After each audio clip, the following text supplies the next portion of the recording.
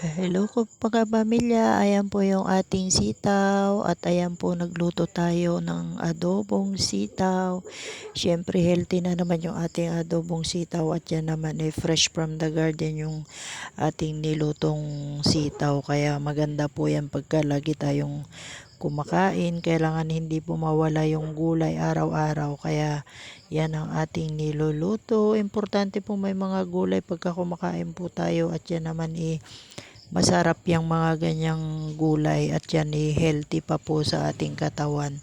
Kaya ayan kapamilya, yan naman po ang ating ulam, adobong sitaw kapamilya. Kaya maganda po pag may mga pananim tayong ganyan. Kaya ayan kapamilya yung ating ulam, masarap na naman po ang ating hapunan at kain po tayo mga kapamilya. Ayan po yung ating hapunan. Kaya thank you so much po kapamilya. Ayan na po't nakaluto na tayo.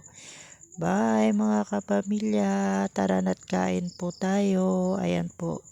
At fresh na naman po yung ating hapunan. Kaya ayan na naman, nakapagluto na naman tayo ng ating hapunan.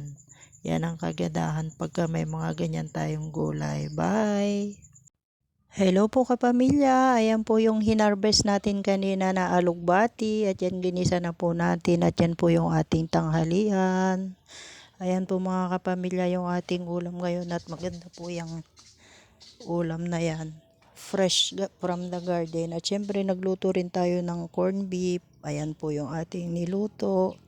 Yan po yung ating ulam ngayon. Kaya ayan, kakain na naman tayo at alam nyo naman paborito ng mga bata yan. Kaya yan yung niluto natin.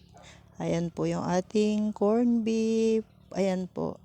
Yan yung ating nilutong ulam ngayon. Siyempre nagluto rin tayo yung paborito nila, yung buro. Buro po yan yung balaw-balaw kung tawagin po nila yung may hipon.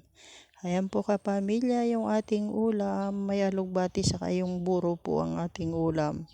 At yung ginisa po natin nga corn beef. Kaya yan kapamilya yung ating ulam ngayon.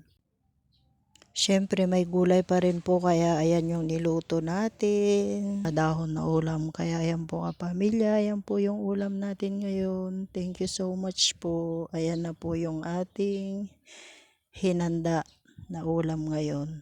At masarap na naman po yung ating tanghalian. Ayan po at niredy na po natin. Bye!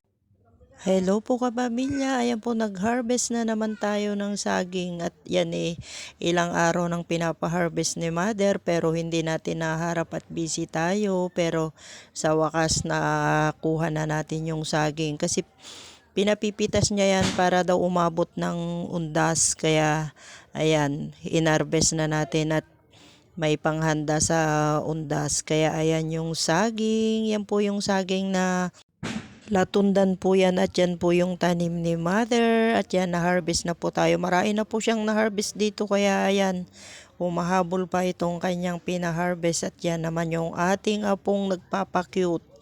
Ayan, at gusto daw niya makuhanan. Kaya ayan, may blessings na naman tayo. Ayan po yung bunga ng saging. At yan masarap na naman pong pang dessert. At libre na naman po tayo sa dessert. Kaya ayan kapamilya, maganda po talaga pag may mga tanim po tayong ganito at fresh din na tayo bibili. Hello po kapamilya, good morning po. Ayan, kukuha po tayo ng alugbati at yan sariwa na naman po yung ating kukunin at yan tingnan nyo, nakikita nyo kulay puti po tong alugbati na to mga kapamilya at ito naman sariwa at napakagandang kuhanan tong mga alugbating tanim na to at tingnan nyo, napakagaganda nung talbos niya sa dahon.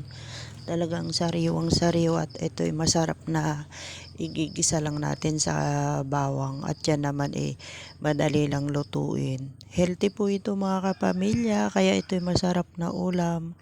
Kaya ito yung kinukuha natin at mamaya-maya iluluto natin yan para meron tayong ulam at napakaraing ganitong tanim dito at yan napakasarap kahit saan mo pwede ilagay. Kaya ayan kapamilya, igigisa lang natin siya na purong ganyan. Lalagay natin ng bawang. Ayan at masarap na naman yung ating ulam. Ayan po yung iluluto natin. Tingnan niyo po kapamilya, oh, napakagaganda nung dahon niya kaya maganda po 'pag may mga pananim na ganito sa bakuran at pagka gusto mong mag-ulam, andiyan lang.